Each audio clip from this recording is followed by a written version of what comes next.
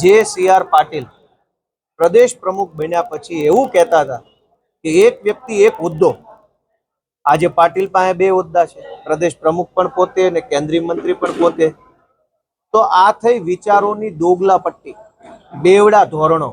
CR Patil કેન્દ્રીય મંત્રી બનતા ગુજરાતના પ્રદેશ પ્રમુખ પદે કોઈ નવો ચહેરો આવશે તેવી અટકળો લાંબા સમયથી ચાલી રહી છે। જો કે ભાજપના પ્રદેશ પ્રમુખ પદેથી સીઆર પાટીલે કરેલા નિવેદનને લઈને ગોપાલ ઇટાલિયાએ ફરી એકવાર સીઆર પાટીલને તેમનું જ નિવેદન યાદ કરાવ્યું છે। સાથે જ ભાજપ પર પ્રહાર પણ કર્યા છે અને ભાજપના પ્રદેશ પ્રમુખને લઈને ગોપાલ ઇટાલિયાએ સીઆર પાટીલ વિશે શું કહ્યું છે તેની વિગતે વાત કરીએ આ વિડીયોમાં। વૈષ્ણવજન તો તેને કહીએ જે પીડ પરાઈ જાનાને રે।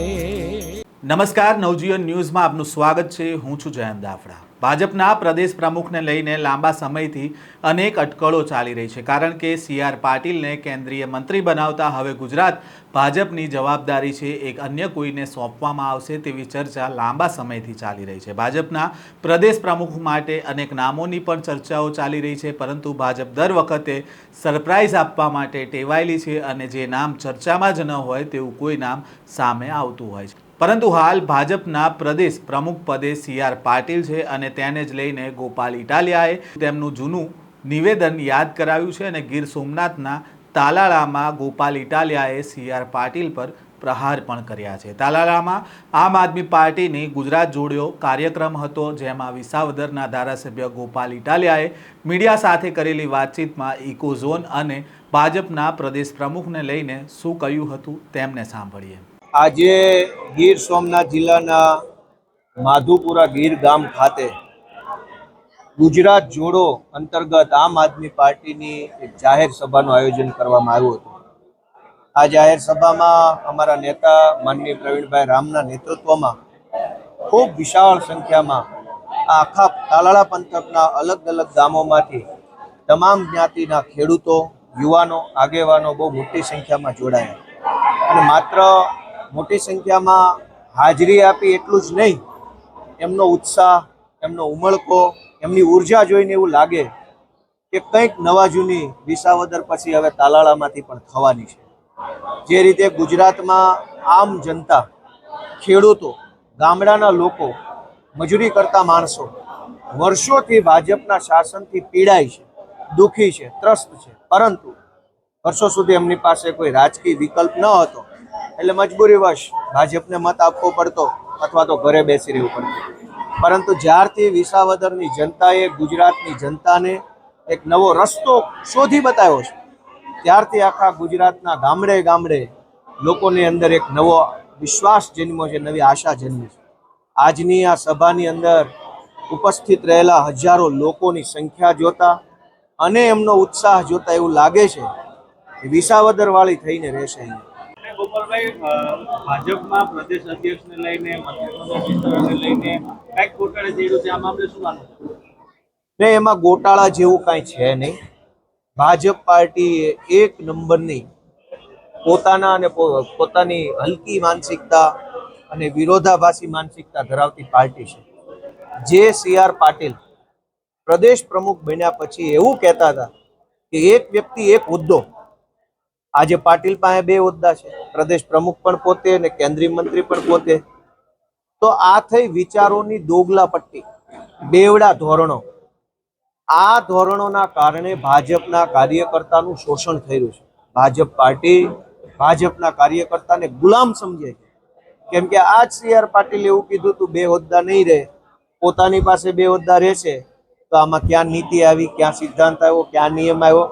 એનો અર્થ એમ કે સીઆર પાટીલ અને ભાજપના ટોચના નેતાઓ ભાજપના કાર્યકર્તાને ગુલામ સમજીને વર્તન કરે છે। તો હવે ભાજપના કાર્યકર્તાએ વિચારવાનું કે તમે આ પાર્ટીમાં શું કામ છો અને ક્યાં સુધી રહેશો। ગોપાલભાઈ, ઇકો ઝોનને લઈને આપણે સરકારને મુખ્યમંત્રીની મુલાકાત કરી છે, શું લાગે છે ઇકો ઝોન મામલે આગળ શું કાર્યવાહી થશે? ઇકો ઝોન એ ખેડૂત વિરોધી, સ્થાનિક જનતા વિરોધી, આ વિસ્તારને બરબાદ કરી નાખે એવો એક કાળો કાયદો છે।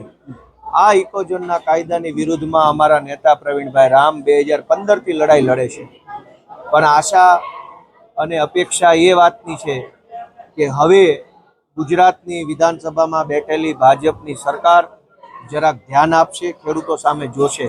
કેમ કે જ્યારથી વિસાવદરના ખેડૂતોએ મને ધારાસભ્ય બનાવ્યો છે ત્યારથી પહેલી વખત મુખ્યમંત્રીને મળ્યો ત્યારે પહેલો મુદ્દો ઇકોઝોનનો રજૂ કરી મેં આપણા આખા પંથકના ખેડૂતો માટે સરકારનું ધ્યાન દોર્યું છે અને કહ્યું છે કે જો આસામની સરકાર ઇકોઝોન રદ કરી શકે તો ગુજરાતની સરકાર કેમ ન કરી શકે. આસામમાં પણ ભાજપની સરકાર, ગુજરાતમાં પણ ભાજપની સરકાર. એક દેશ એક કાયદાની વાત કરનારી ભાજપ પાર્ટી બે અલગ અલગ રાજ્યમાં અલગ અલગ કાયદા કેમ? આ વાતની રજૂઆત મેં મુખ્યમંત્રી સાહેબને કરી છે. જો મુખ્યમંત્રી ખરેખર મૃદુ હશે અને જો એના નિર્ણયોમાં મક્કમતા હશે તો આપણા ગીર સોમનાથ, અમરેલી અને જૂનાગઢના જે કંઈ ખેડૂતો ઇકોઝોનના કાળા કાયદાથી રીબાવાના છે એમને સરકાર તરફથી રાહત મળશે એવી આશા રાખીએ.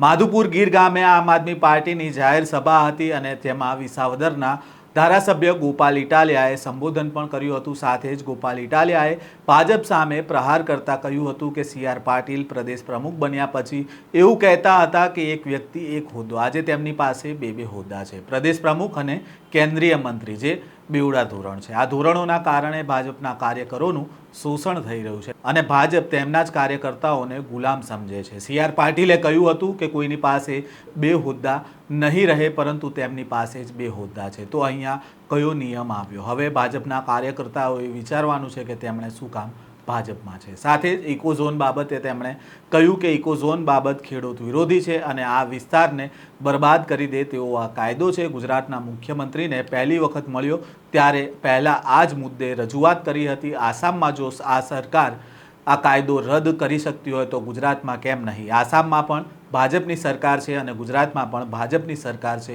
એક દેશ એક કાયદાની વાત કરનાર ભાજપ પાર્ટીના બે અલગ અલગ કાયદા કેમ છે, જેને લઈને ગોપાલ ઇટાલિયાએ સવાલ ઉઠાવ્યો છે. સાથે જ તેમણે કહ્યું જો મુખ્યમંત્રી ખરેખર મૃદુ અને મક્કમ હોય તો તેમણે આ નિર્ણય મક્કમતાથી કરે. સાથે જ આગામી સમયમાં ગોપાલ ઇટાલિયા 31 ઓગસ્ટના રોજ ગોંડલ ખાતે જવાના છે, ખોડલધામ મંદિરે દર્શન કરવા જવાના છે, જેની જાહેરાત પણ ગીર સોમનાથથી તેમણે કરી. સાથે જ તેમણે તેમના કાર્યકર્તાઓ અને સમર્થકોને આમંત્રણ પણ આપ્યું છે અને તેને જ લઈને ગોપાલ ઇટાલિયા જ્યારે ખોડલધામ જવાની જાહેરાત ગીર સોમનાથથી કરી રહ્યા છે ત્યારે સ્થાનિક લેવલ ઉપર અનેક ચર્ચાઓએ પણ જોર પકડ્યું છે. આ પ્રકારના સમાચાર અહેવાલ સાથે ફરી મળીશું. નમસ્કાર.